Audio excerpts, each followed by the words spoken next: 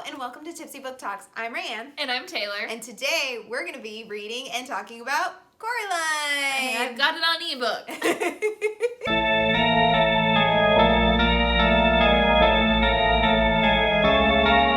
So this is something that I love. I've definitely worn this shirt before for actually one who flew over the cuckoo's nest. One who flew. Isn't that what it is? No, it's one flew. But yeah, so we're going to be talking about Coraline, and to go with that, we will be drinking the Other Mother's Mango margarita. The Other Mother's Mango Margarita. Yeah. Which is our take on the mango milkshake that is actually made in the movie. And it literally has the same consistency. I'm very proud. But cheers! We will go ahead and do a non-spoiler and a spoiler section. And to start off the non-spoiler section, I'm just gonna say a little summary because I love this book and this movie. But basically, this book is about this girl, Coraline, and in this book, it's depicted as really creepy. And obviously in the movie, it's very different. But basically, she's about like a 10, 11-year-old girl. She's living with her parents in this flat in a house. She has 3 technically neighbors, 2 actresses that live in the basement, and 1 old man that lives in the attic. And as a young girl, she's trying to figure out some fun stuff to do. So her parents send her on an adventure to go count windows, count doors, just figure out what's going on. And one of the things she comes across is this tiny little door that's locked. When she has her mom unlock it, some weird things start to happen. And eventually she finds another world in there, but it's not like Narnia. It's very dark and sinister, and a lot of bad shit happens. And if you have seen the movie, it's the exact same thing, but it is very creepy. It is described for the other mother. It's very creepy. I have never seen the movie, so I went in this blind thinking it was like a children's book that was a little spooky, but I was expecting cutesy spooky. No, I was thoroughly creeped out. This book is actually written by Neil Gaiman, who writes a lot of sci-fi books, but he actually wrote this with the intention of writing for a younger audience. And at the time that he wrote this, because there's a whole questionnaire in the back of my book, he was even saying that his kids didn't even read it until much later. But he says that he's been scaring more adults than children with this book. I rated this book 4 stars. Nice. Yeah. I really, really, really liked it. It was a little slow for me. I definitely took, I think 5 days to read it, which it's a very short book, but I read it every night before bed, and I will say it is a great bedtime story. I read it the first 2 nights I crashed out so quickly. But then, once you start getting into the actual, scary sections and the creepier sections, yes. When she enters that other world, I, had trouble falling asleep after some nights because yeah. I would lay in bed and be this, how does that happen? Yeah, it's What creepy. is that creature? That's, more than anything, that's what kept me up, is I was curious about what the creature was. Yeah. Okay, so I gave it 5 stars because I love the movie, and I never read the book, but I listened to it mostly on Audible, and then I read a little bit of it. But I genuinely was really anticipating the creepy aspect because I knew that it was a little bit creepier than the actual movie was, and I'm blown away. So it takes place the end of summer, kind of going into fall. It's right before school starts. So this is the perfect start to a scary read time. Mm-hmm. It is the best time to read it. And I'm just oh, I lived for all of this. And I loved just because you see visually in the movie it kind of being creepy, but to hear it described as super creepy, it's just, it's a whole nother world. And it's great. Got all the fall vibes because it really literally does. takes place when you're going into fall. Yes, it's perfect. It's absolutely amazing. But we'll go ahead and jump into the spoilers section.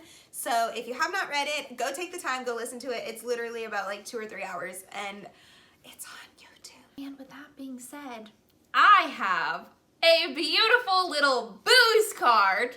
And if you have not watched our other Halloween videos, me and Raeanne each got booze cards where we were able to gift them with each other throughout the videos, and whoever gave it to someone, they had to drink alcohol.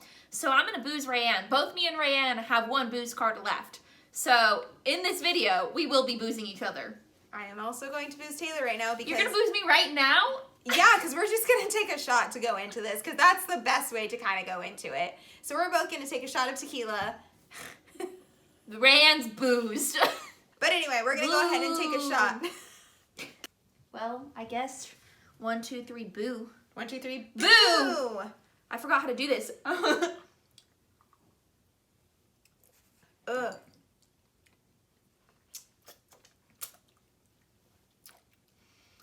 Okay, but that 2-month sabbatical, like, I straight up forgot how to take a shot. Ugh. Sabbatical, like I'm a Sabbatical. I know. Who are we?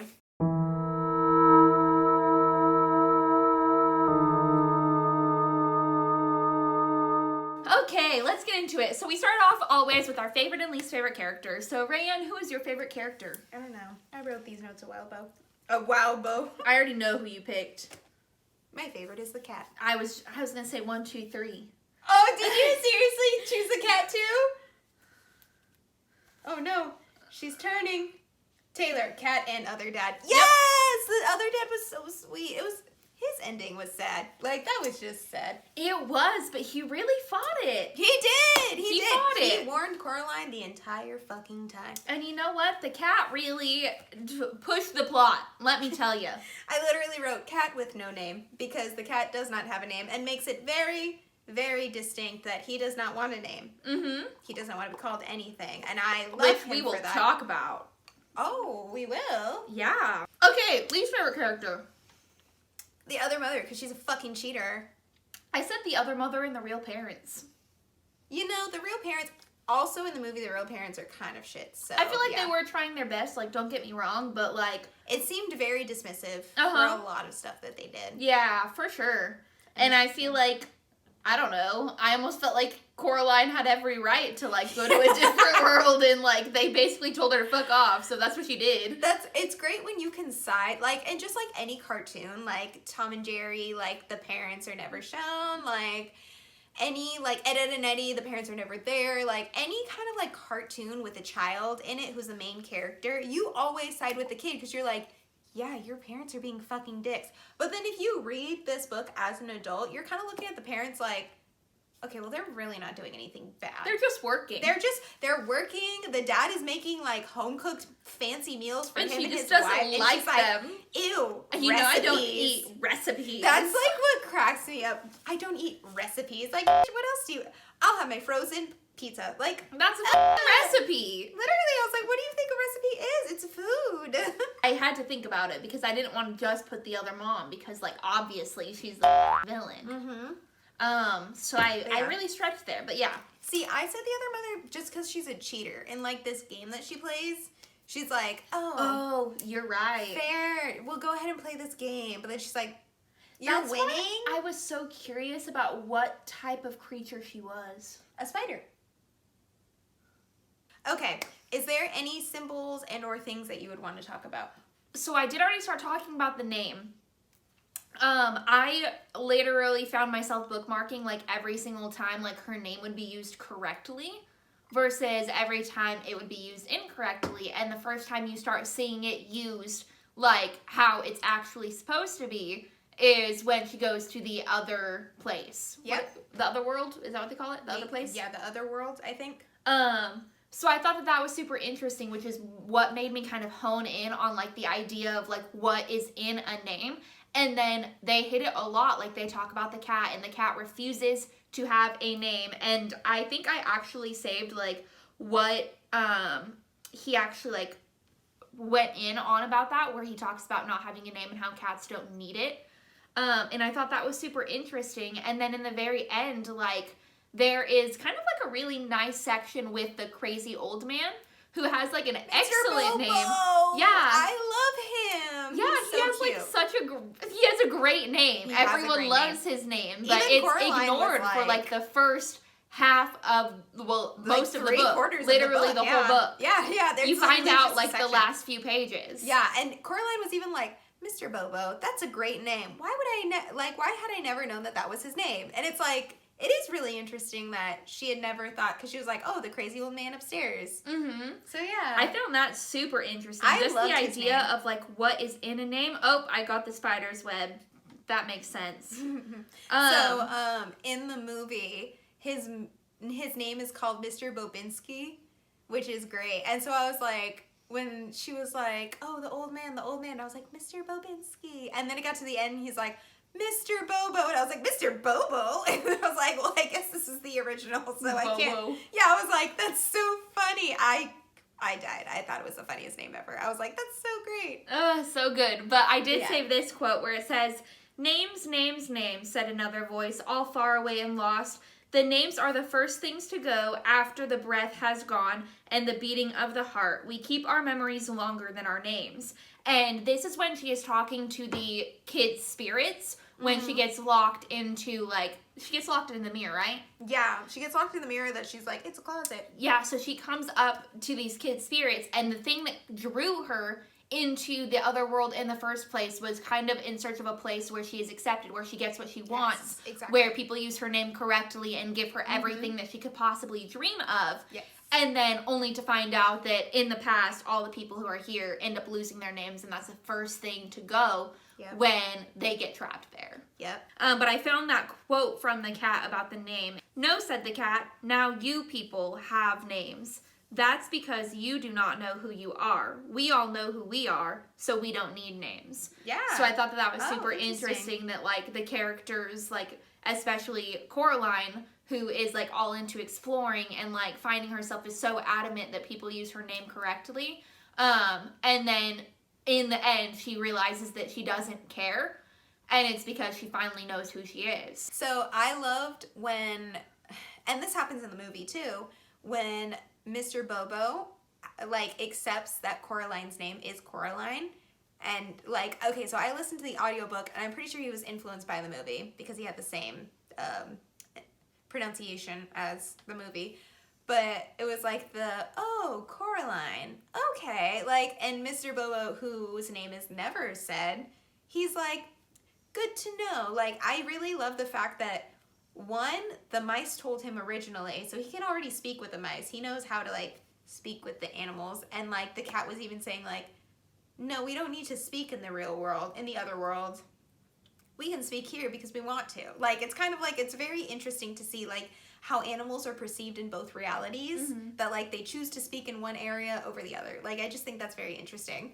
But, yeah, I love that Mr. Bobo is just like, oh, Coraline, I'm sorry. Like, it's just so sincere and so nice. I also, finally going away from the names, I thought that was a very big thing for me, where I really wanted to focus and hone in on that.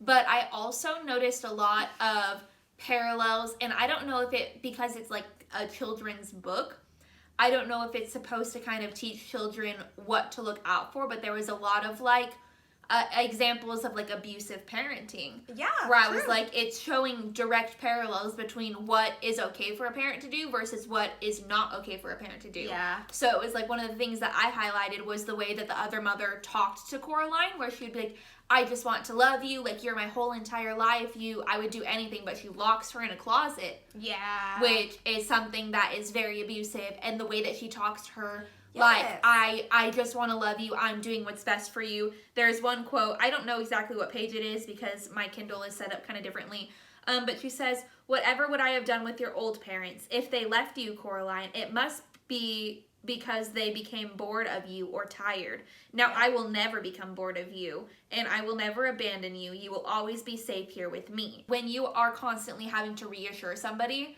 that you have, like, their best interest, or that you are doing what is best for them, it's usually because you aren't.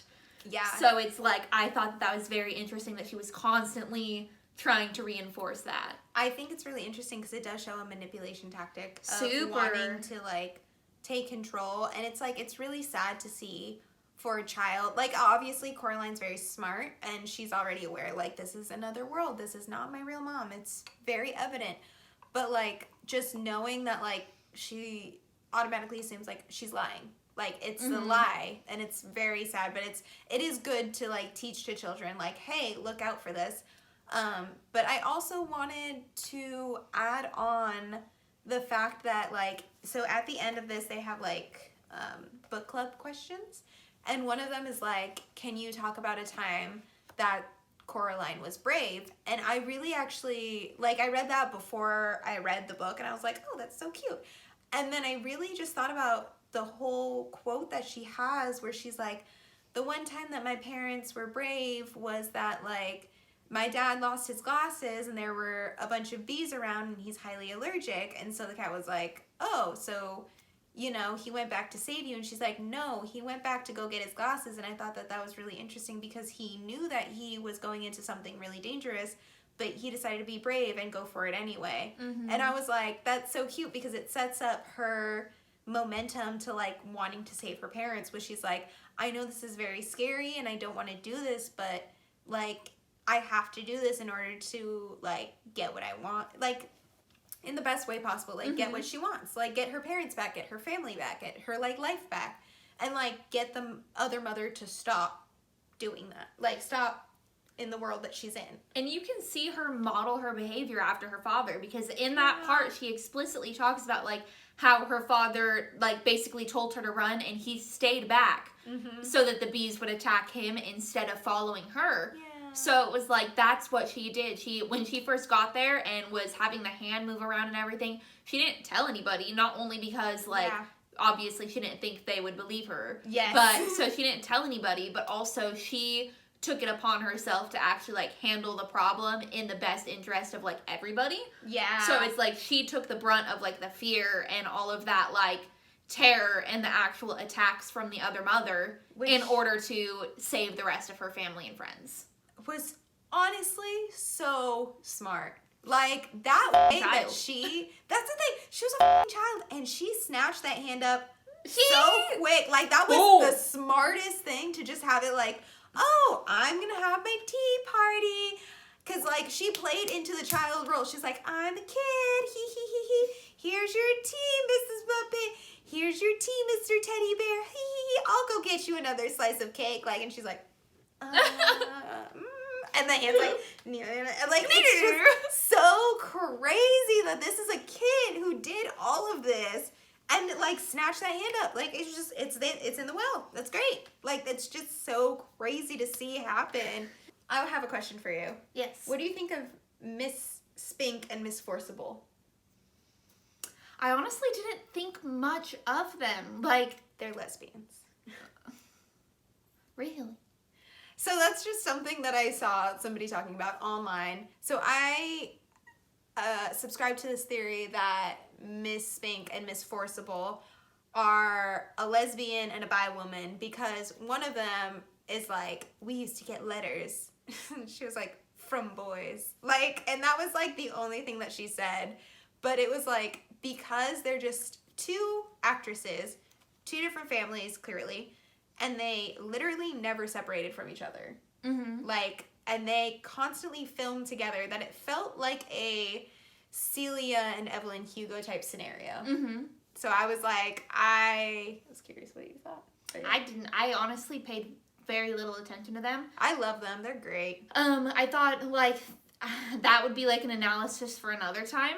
They're little fortune tellers. I love them. Yeah, but there was, like, a lot going on with the never-ending show and with all the dogs that, like, I just didn't pay enough attention to this read-through, you know? Okay, so... But, like, I could legit write an analysis on that if I read them. Yeah. I was gonna say, so the symbols of everybody, once Coraline was playing the game of, like, trying to get the other mother to give her parents back, and how every single person was a symbol of what they were. So, like, okay, in the movie it kind of makes a little bit more sense, where Miss Forcible and Miss Spink are like in the book they're described as, like, jelly-like creatures, because when they give Coraline the little, like, triangle thing with a hole in the middle, it's carved out of, like, Laffy Taffy type scenario. So it's like a jar of Laffy Taffies, but in the book it's from, like, a jar of knickknacks. So it, like, you know, it makes sense in the process. But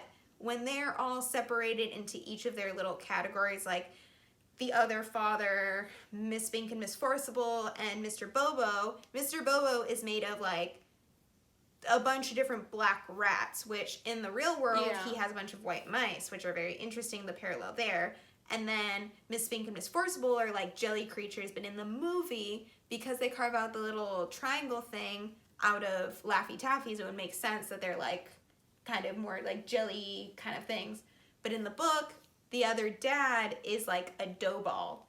But the other, like the real dad is like a chef who like makes all of these recipes. Mm-hmm. And so I like the fact that like each one is like related to how they are in the real life. Well, I genuinely thought that it was going to come out like the crazy old man was going to be like some type of villain or involved in some type of way. Interesting. Just because of his talk about the mice in the beginning. Oh, and how, like, when she first goes over to the other world, they talk about the rats, and they're like, the rats are our friends. Like, yeah. you know, we need to get rid of the, what did they call them? Like, the rodents? But she's talking about rodent, the cat. The rodent, but Yeah. it's the one cat, yeah. And then Coraline is like, you mean the rats? And she's like, no, the rats are our friends. The movie as well, she, like, is being watched. Like, in the book, they say that she's being watched by the rats who come into the real world. Mm-hmm. But in the book, or I'm sorry, in the movie, she's being watched by this doll that's like a tiny doll of herself. Interesting. Yeah, and so it's like really interesting because she uses the like needle and thread, obviously, and that makes more sense for the eyes. Uh-huh. Because like she has a doll with like button eyes that she gives to Coraline, and like for all of the 3 children, it all looked like each one of them. So they all had like suddenly like they open the door, they get the brick wall, and they're like, huh. And then all of a sudden there's this doll that just appears that looks exactly like them. Yeah. So I wanted to also talk about, so Neil Gaiman wrote this and he has kids, but I think it's actually kind of funny because most writers will normally write themselves into the novels that they're writing. And I think it's really funny that Neil Gaiman kind of wrote himself as the dad, as the main like hero, not hero, but like best person in the novel, because like the mother's the villain. Like I don't know what he has against like moms, but I think it's really funny that like the dad is considered to be like Coraline's main hero. The other dad is still depicted as a great person. Well, I don't know though. Like other mom is the main villain. Like I think that's just kind of funny. He wrote it like that. I'm not sure though, because in like the beginning, Coraline's mom kind of like brushes her off, but she still shows like interest in her and still talks to her. No, I know, but like whereas both dads are like pretty good. Like she has such a good memory of her dad. Yeah, but and, in like, the the beginning of the book, the dad like gets mad at her kind of often and is like, yeah, I'm working. I guess I feel like he gets like irritated. Yeah, like, which who wouldn't? I mainly was just focused on like the whole entire idea of like what's in a name. Yeah, no, it's great. I love that. I love the fact that Coraline's so just like has such a unique name, has like all this stuff. Also, her name actually was supposed to be Caroline, but when Neil Gaiman wrote it out, there's literally a question in the end where they ask, they're like, well, why did you write it like that? And he's like, well, actually. So it's like, how'd you think of the name Coraline? I was typing Caroline and it was coming out wrong. Larry Niven, the science fiction author, said in an essay that writers should treasure their typing mistakes. Once I typed it, I knew it was somebody's name and I wanted to know what happened to her. Aww. So I know, and so that's why I think it's so cute that he emphasized so much on the importance of a name. And like this whole idea that he's like, nah, if you write it and it's a mistake, it was meant to be. And I'm like, that's rad. Like, that's so cute. That's wild. Yeah, so I was like, good for you, Neil Gaiman. That's awesome. But yeah. You got anything else? No, ma'am. I just love this book. I thoroughly enjoyed it, and honestly, I feel like we should read more. Like, first of all, we have talked about reading more thrillers, which I Yes. thought this kind of was like a baby thriller. It was. It was literally a thriller for children. Yeah, I loved it, but I also think that we should just, I don't know. I'm at the point where like I like to read things that make me think and like that push me to like come up with theories. That's why I love fantasy words. That's why I love fantasy so much, is because I love to like think about alternate ways that things can happen. True. Or like, you know, ways that they can make sequels. Yes. It's been over like 20 years, but yeah, let's make a sequel of this. I wouldn't be opposed. I'm curious. It'd be so interesting. What's happening to mom on the other side? She don't got a hand. She don't got a hand. She's Is just she gonna dealing cut with off her other hand and send it through? Like, who knows? What's gonna happen? Is there another child? We didn't who's even gonna talk open about it? the window to the soul and how she eats the eyes, and that's why there are button eyes. We didn't even talk about that. I just thought about that. I didn't even think of that. So that's a whole thing too. That the reason that they have button eyes is because she takes the kids' souls, and the whole saying of like the eyes are the window to the soul, that she devours souls by eating their eyes. I feel like this whole like video right now, have you seen those TikToks of those guys who are like, have you heard of that theory that this and this? And he was like, what? No. And then he goes on to explain it. I feel like that's this whole video. Where both of us are just like, what do you think of this? Yeah. Because it is kind of a mind. It really is. This is supposed to be a children's novel, and it makes you really think. And I'm pretty sure Neil Gaiman himself was like, I didn't even think this far through. It's a classic. You should read it. Amazing. Something about eyes to the souls. Well, I think that's it for us today. I think we're good now. I'm going to stop using my book as a prop. I've been messing with my nails this whole entire time. Sorry if you've seen just like my anxious like coping mechanisms. But anyways, thank you guys so much for watching. Please like this video and subscribe if you have not already. And if you have not, please go follow us on TikTok at Tipsy_book_TOKS. And go message us on our Instagram if you want to talk about this book, because I will happily and openly talk about this book for like hours on end. Especially if there's a theory that we did not mention. Because Yes. like both of us just were like, okay, look at all these theories. But if there's more, we're interested. Yes, please. And that is Tipsy_book_TALKS. And both of them will be linked down below. Yes. But thank you so much. We really appreciate you guys. I have like literally a sip left. Yay! Cheers! Cheers!